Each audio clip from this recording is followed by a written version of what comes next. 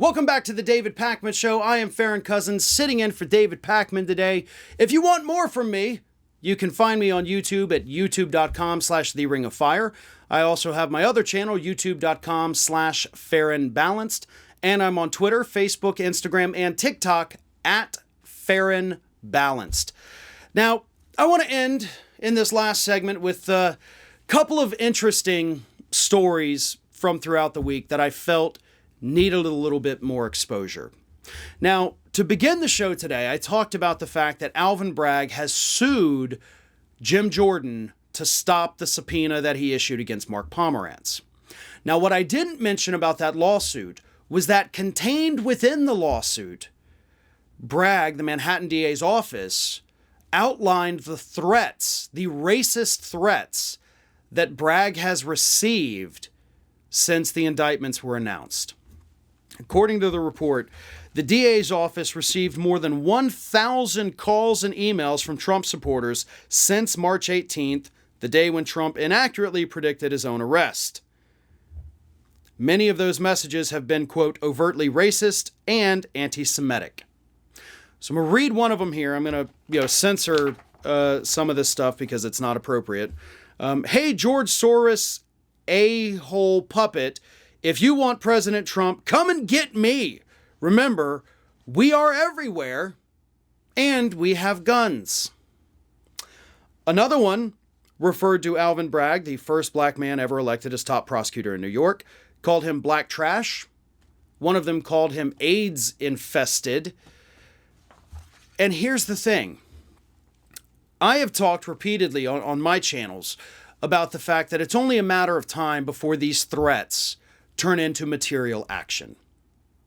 But it turns out, as Bragg revealed, that's already happened. Let me read this from Vice. Bragg received an envelope containing white powder and a specific death threat against him.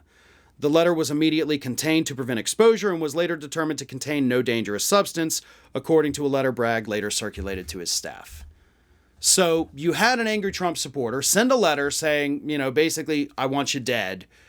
And the letter contained a white powder. The white powder, of course, was obviously meant to scare them because luckily this Trump supporter couldn't get their hands on anything actually dangerous. That doesn't change the nature of the threat. They believed at the time it was real. They almost have to believe that it's real every time this comes in. And this is what happens. This is what I believe, personally, Trump wants to happen.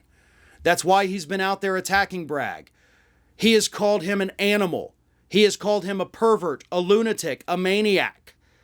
Those are all words that Trump has used just in the last week to describe Alvin Bragg, to describe Judge Merchan. Donald Trump has gone after Judge Merchan's family. These attacks from Trump on these individuals have to stop. And the only way you can stop that is for Judge Merchan to put a gag order in place. Not that I think that would stop Trump, but if you violate the gag order, the judge in the, issuing has to say a single violation is a night in jail. Like every time you violate this, every time you send out a tweet that's an attack on one of these people, you're going to jail for a night. So if you send out a post on Truth Social with 3 different attacks, that's 3 nights in jail. That's what the judge could do. That's what the judge should do to protect these people, to protect Alvin Bragg, to protect himself and his family. But the judge had said in the order, well, not necessarily in the order, but in the court discussions last week during the arraignment, the judge said, look, a gag order is a far off thing. I don't want to do it. He urged Trump's lawyers to, tone it down, to rein him in. And clearly they failed to do that because I don't think they want to do it.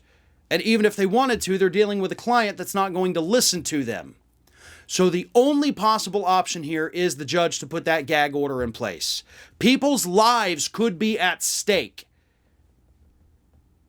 I mean, Trump posted the picture of him with the baseball bat and then Alvin Bragg on the other side of it, looking like he was going to hit him. That's not okay. That is violent imagery that his base sees, and they think, oh, okay, this is what he wants me to do. That is how those people operate. Trump doesn't have to do the damage. Trump doesn't have to be the one out there getting violent. because he knows that if he just says a couple of buzzwords to his base, shows them a couple of pictures, they'll take it from there. And I firmly believe personally that that's got to be what Trump wants. One of our sponsors is BetterHelp. I am a huge believer in therapy. Let's say you've been thinking for a while about getting into therapy. You know it's the right move. You have things you'd like to talk to someone about. There is no better time than the present, but you don't have to drive across town every week and sit in a waiting room because of BetterHelp. BetterHelp is the world's largest therapy service. It's 100% online. With BetterHelp, you can tap into a network of over 25,000 licensed and experienced therapists specializing in a wide range of issues. You answer a few questions about yourself, and BetterHelp will match you with a therapist based on your specific needs and preferences. The sessions can be on the phone, video call, chat, anytime, anywhere, from your couch at home, from your office at work. And if your therapist isn't the right fit, you can switch anytime at no charge. My audience gets 10% off your first month at betterhelp.com/Pacman. The link is down below.